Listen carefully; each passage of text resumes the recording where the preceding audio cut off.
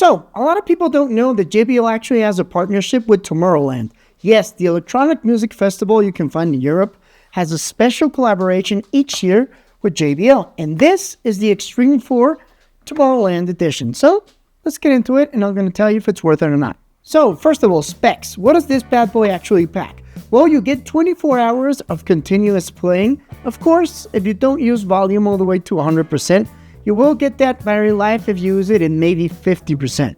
So being realistic, you can get between 17 and 20 hours according to our tests. So you won't get the full 24 hours, but probably more than enough for most people that want to use this for a party or a small reunion. Inside the speaker, you have 2 woofers and 2 tweeters. These 2 woofers actually give you 30 watts of RMS only when you have it plugged into the light, but if you use it with battery, you can only get 20 watts RMS. And the same thing goes for the tweeters. You can get 20 watts RMS if you have it plugged in, and you can only get 15 watts RMS if you use it in battery. So you're going to get the best performance, the most volume, and the most punch out of this if you actually plug it into the wall. But you can't use the battery life, and it's not that big of a gap. But that's not all it has. It also has IPX67, which actually means you can submerge this bad boy. You can take it into a pool, and you won't have any issues. It's completely water resistant. And a small detail I actually like compared to other JBL speakers is it doesn't have a flap where you have different ports inside. You only have a single port, USB Type-C. But that Type-C does 2 things. You charge the speaker through that port, and you can also use it as a power bank. So you can charge your phone while you're using it. So you can use it while you're charging it. A nice detail that you don't have to have all these ports hanging out, and you have to be worrying about this flap closing correctly or not. Nice. You can just drop it into the pool and it won't have an issue. Another thing I liked about the speaker is actually reusable. What do I mean by reusable? Well, if the battery actually ends up dying, you can replace it. Most Bluetooth speakers, it's very hard to replace the battery. You have to go through a complete process. A lot of times you void the warranty, and also you actually void the seals that might make it waterproof. But this one has 2 screws in the bottom part where you can actually just unscrew, unflap it, and then you can replace the battery. Nice. You can use it as long as it keeps going and just replace the batteries. It also has Bluetooth 5.3. It's not the most recent version, but it does an okay job. Inside the box of this Tomorrowland edition, you have an additional strap which you can use to hang it around you. The only difference between this version and the regular version is aesthetics. You have the Tomorrowland logos on the passive radiators. You have the Tomorrowland logo on the strap. You have the Tomorrowland box, which is very nice. It also has nice paperwork inside. In case you're a collector, it's a nice deal.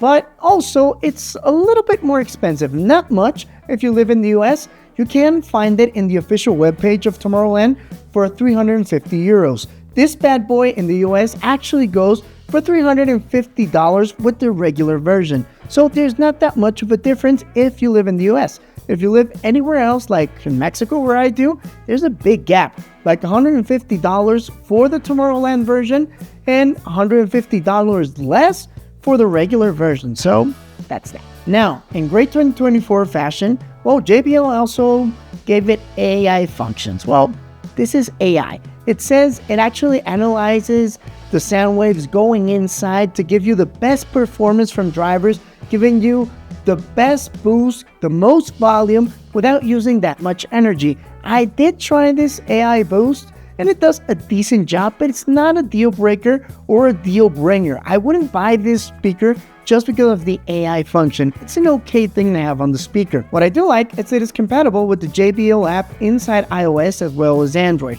But the JBL application for this is pretty basic. You can only equalize it, which is nice. You can update the firmware, and you can pair 2 more speakers if you want.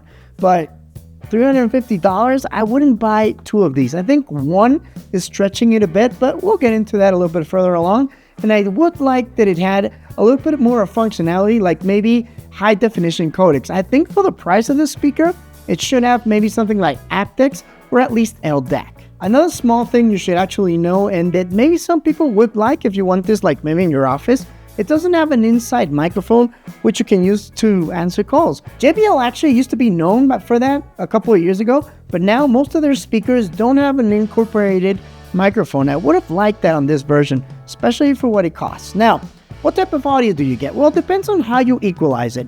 I made a huge mistake the first time I pulled it out of the box. I just started playing it. I didn't update the firmware.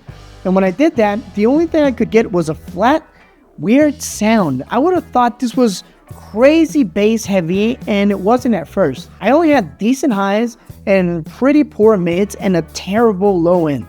But as soon as I updated the firmware, everything changed drastically. I actually had pretty good highs, decent mids, and excellent lows. Yes, this speaker is focused to give you a lot of volume as well as a punchy bass. It's not the most powerful one in the market for its size. It's not even the most powerful one in the market for its price range. It does have a disadvantage to other brands, for example, Transmart, which will actually give you, well, basically the same experience. It does have an application. You can pair more speakers towards it, and the audio quality is practically the same for half the price. So my issue with this Extreme 4 is actually the price. And I'm not even talking about this special edition from Tomorrowland. Now, would I purchase the regular Extreme 4 or this Tomorrowland version for $350 or 350 euros?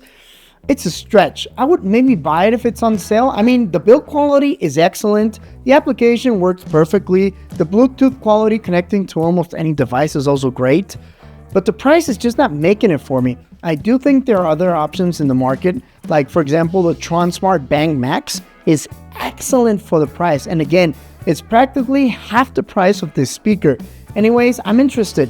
Would you guys purchase this version? Are you Tomorrowland fans?